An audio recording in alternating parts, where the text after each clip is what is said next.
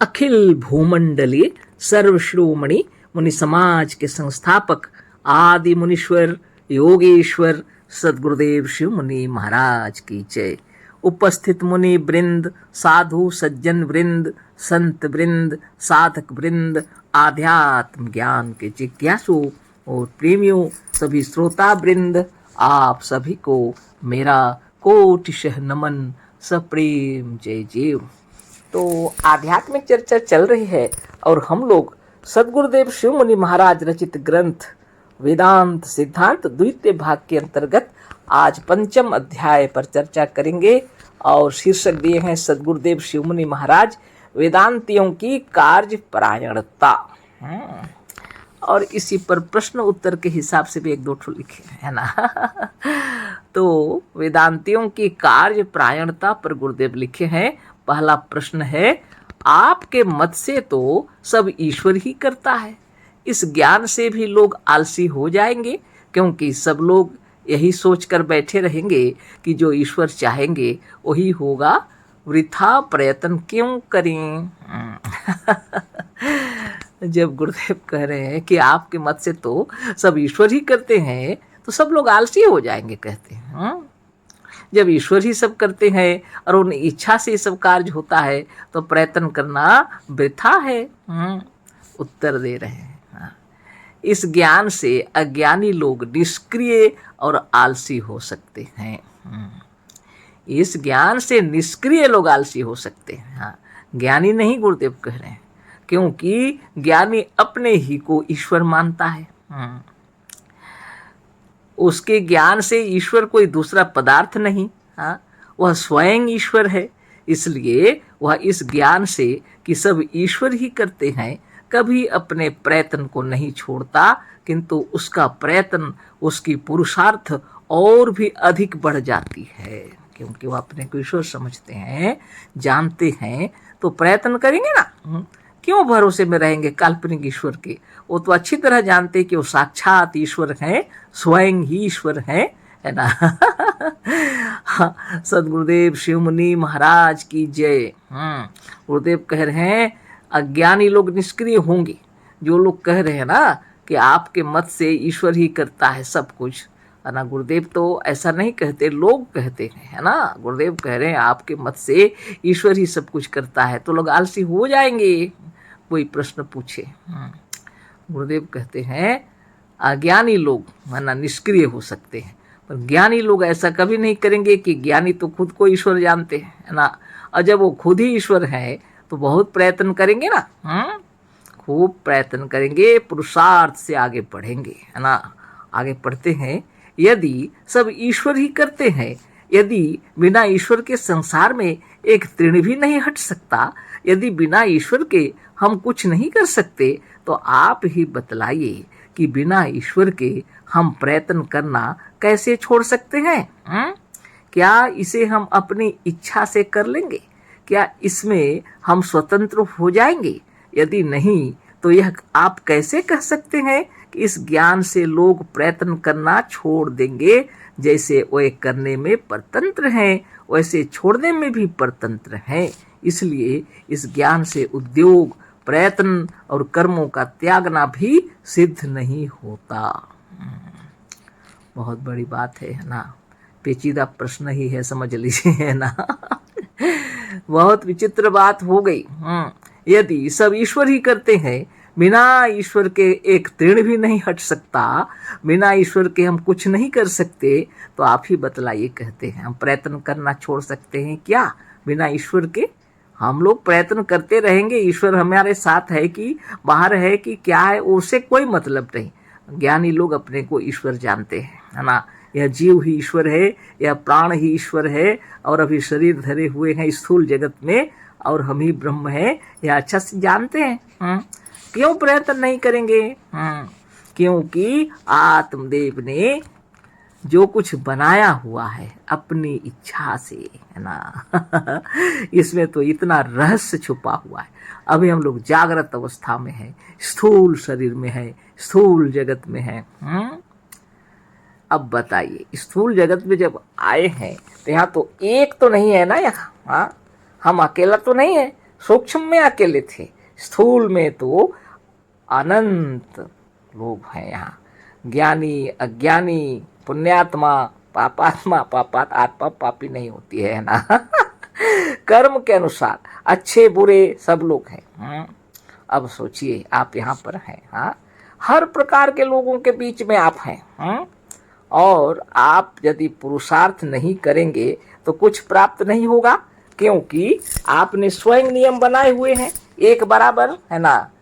सबसे सुंदर नियम, विश्व प्रधान क्या है, कर्म प्रधान विश्व करी राखा, जो जस करे सो तस फल चाखा। इस विश्व में चाहे जितने भी प्रकार के लोग हों, धार्मिक हो, अधार्मिक हो, है ना, अच्छे हो, बुरे हो, आलसी हो, चोर हो, गुंडे हो, बदमाश हो, या पुरुषार्थी हो, अच्छे हो या नम्र हो या क्रूर हो, ऐसे लोगों के बीच में भी आपके ये नियम ऐसे बने हुए हैं कि जो जस करे सो तस फल चाखा। पुरुषार्थ सभी करते हैं, चोर, गुंडे, बदमाश वो भी पुरुषार्थ करते हैं, लेकिन गलत पुरुषार्थ है ना। आप भी पुरुषार्थी हैं, वो भी पुरुषार्थी हैं, है ना। वो भी बल लगा रहे हैं, वो भी कष्ट कर रहे हैं। आप भी पुरुषार्थी हैं, आप भी बल लगा रहे हैं, आप भी कष्ट कर रहे हैं। आपस में भिड़ जाते हैं ये लोग, आपस में सभी। आत्मज्ञानी भी भिड़ते हैं, सो भी सोच लीजिए। शस्त्रार्थ करते हैं, ब्रह्म ज्ञान की चर्चा होती है, आत्मज्ञान की बातें होती हैं। अद्भुत अद्भुत। लेकिन सद्गुरुदेव शिव मुनि महाराज की जय। और इस ज्ञान को जिन्होंने जाना और समझा, जिन्होंने अपने आप को ब्रह्म है ऐसा समझ लिया, जान लिया, सद्गुरुदेव के इस ज्ञान को अच्छी तरह समझ लिया, उनको यह ज्ञान हो गया जब तो रामायण की रचना कर बैठे हैं गोस्वामी जी, है ना। और ब्रह्म ऋषि यानी वाल्मीकि ऋषि, है ना, वाल्मीकि मुनि जी ने क्या रचना किया, रामायण की रचना उन्होंने की है, और रामचरितमानस की रचना किए हैं तुलसीदास जी। सोच लीजिए। और इसको रचना करने वाले ने जाना, जब यह शरीर ही रामायण है, और यह शरीर के अंदर जो कार्य हो रहे हैं मानस के अंदर में जो विचार और वृत्तियां उत्पन्न होती हैं, इन्हीं के चलते यह सारा कार्य होता है। यह सब लिखने वाले आत्मज्ञानी ब्रह्म ज्ञानी थे, है ना, और उन्होंने ही लिखा है। कर्म प्रधान विश्व करी राखा, जो जस करे सो तस फल चाखा। लोग कहते हैं ईश्वर ने ऐसा बनाया है, लेकिन जब आपको आत्मज्ञान हो जाता है जिस दिन, तो आपको यह मालूम हो जाता है कि आत्मदेव ने बनाया है। अद्भुत पराक्रम, है ना। धन्य आत्मा।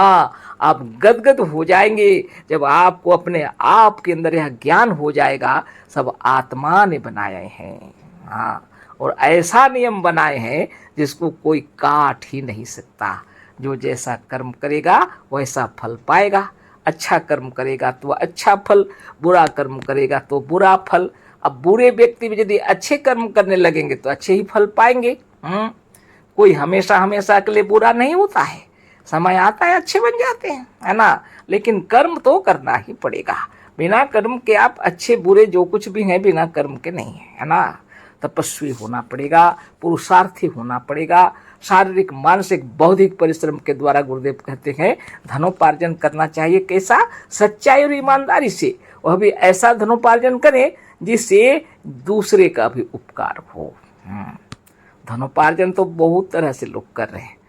कोई किसी की हत्या करके धनोपार्जन कर रहा है, तरह तरह के लोग हैं।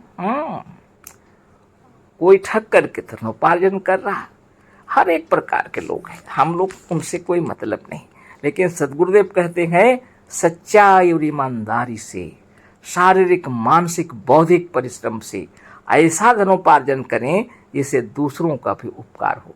लोग तो शराब भी बेच रहे हैं, गुटखे, पान, बीड़ी, सिगरेट, तंबाकू सब भी बिक रहे हैं।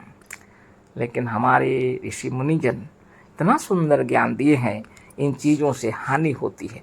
अगर आवश्यकता पड़े तो औषधि के रूप में इसको कार्य में लाया जाता है, औषधि बनाया जाता है, वो अलग चीज़ है। पर इसको ऐसे इस्तेमाल लोग कर रहे हैं जिससे दुनिया में अशांति हो गई है भी, है ना, अज्ञान है यह। तो गुरुदेव की कृपा से जब हम लोग को यह ज्ञान हो गया, हम ब्रह्म हैं, साक्षात ईश्वर हैं, तो किसी के पीछे क्यों पड़े रहेंगे आप? आपको अच्छी तरह पता है आत्मदेव ने बनाए हैं सब कुछ। जब कर्म अच्छा करेंगे तो अच्छा फल, कर्म बुरा करेंगे तो बुरा फल। परिश्रम और मेहनत करेंगे तो सफलता आपके चरण चूमेगी, आलसी बने रहेंगे तो कुछ भी प्राप्त नहीं होगा, चाहे आप जितने सपने देखते रहिए। इसलिए पुरुषार्थी होना पड़ेगा। इसलिए गुरुदेव कहते हैं ये अज्ञानी लोग आलसी होते हैं, ज्ञानी लोग पुरुषार्थी होते हैं, है ना। इनकी इच्छा ऐसी नहीं रहती। ये तो स्वयं जानते हैं हम स्वयं ईश्वर हैं, क्यों गड़बड़ करेंगे? जागृत में, स्वप्न में, सुषुप्ति में, तुरीय में, सब में आप ब्रह्म हैं। जब इस शरीर में हैं, आप स्थूल जगत में हैं, तब भी ब्रह्म है। जब आप शरीर छोड़ करके सूक्ष्म में, मनोमय संसार में रहेंगे, तब भी आप ब्रह्म है ना। क्योंकि आप ही ब्रह्म है और आप ही के लिए इतने वेदों की रचना हुई है ना। यह ज्ञान सद्गुरुदेव नहीं आते तो कभी पता नहीं चलता, है ना। तो आप आगे पढ़ते, यदि नहीं, है ना, क्या हमें स्वतंत्र होना है, कह रहे गुरुदेव, क्या इसे हम अपनी इच्छा से कर लेंगे? क्या इसमें हम स्वतंत्र हो जाएंगे? यदि नहीं तो यह आप कैसे कह सकते हैं कि इस ज्ञान से लोग प्रयत्न करना छोड़ देंगे? जैसे वे करने से परतंत्र हैं, वैसे छोड़ने में भी परतंत्र हैं। जो लोग ईश्वर के भरोसे रहते हैं, एक तृण भी नहीं हट सकता उनकी इच्छा के बगैर, वो क्या करें? आश्चर्य तो ये है, लेकिन इतना बड़ा ज्ञान उनके अंदर में जब है ना, दुनिया वालों को देखकर हमें ताजुब होने लगता है। लोग कहते हैं ईश्वर की बिना इच्छा के एक तृण भी नहीं हट सकता, एक पत्ता भी नहीं डोल सकता, लोग कहते हैं। फिर इतना प्रयत्न क्यों करते हैं पता नहीं। लड़ाई झगड़े दंगा फसाद क्या क्या नहीं करते हैं, ये सब क्यों करते हैं पता नहीं। जब ईश्वर की इच्छा के बगैर एक पत्ता भी नहीं डोल सकता, इतना कोशिश करने का मतलब क्या है? मतलब इनको अज्ञात शक्ति से यह ज्ञान हो गया है कि वास्तव में बाहर में कोई ऐसा ईश्वर नहीं है ना, जो उनकी सहायता करेंगे, अच्छा कार्य करेंगे, ऐसा नहीं है। स्वयं अच्छा कार्य करेंगे तो आत्मदेव अच्छा फल देंगे, बुरा कर्म करेंगे तो आत्मदेव बुरा फल देंगे, पछाड़ के रख देंगे आप, है ना, क्योंकि नियम तो आपने बनाए हैं, है ना। धन्य धन्य सदगुरुदेव शिवमुनि महाराज की जय। आगे लिखते हैं गुरुदेव, संसार में दो शक्तियां कार्य कर रही हैं, एक अज्ञात और दूसरी ज्ञात, है ना। आपकी आत्मा की दो शक्तियां हैं और यही कार्य करती है पूरे सृष्टि के अंदर। एक ज्ञात शक्ति है और दूसरी अज्ञात शक्ति। गुरुदेव समझा रहे हैं आगे, आप संसार के किसी एक देश को ग्रहण कर विचार कीजिए, जैसे आपका शरीर। अब किसी एक देश को विचार करके ग्रहण कीजिए, जैसे आपका शरीर कह रहे हैं, इसमें उपरोक्त दोनों शक्तियां काम करती हैं। इस शरीर में दोनों शक्तियां काम कर रही हैं, है ना। शरीर के बाहर और शरीर में जो कार्य हमारे मन बुद्धि चित्त या ख्याल के योग से होता है, वह जिसको हमारा मन बुद्धि चित्त या ख्याल जानता है, उसे ज्ञात शक्ति कहते हैं, है ना। बहुत बड़ी बात है। समय हो गया, कल फिर बातें करेंगे, ज्ञात अज्ञात की बातें होंगी और आत्मदेव की महिमा अपार। आप सभी प्राण से भी श्रेष्ठ अपनी आत्मा को जानिए। आत्मा ही ब्रह्म है, आत्मा ही श्रेष्ठ है। आत्मा है तो प्राण शक्ति चल रही है ना। सद्गुरुदेव शिवमुनि महाराज की जय। अशेष धन्यवाद। सप्रेम जय जीव।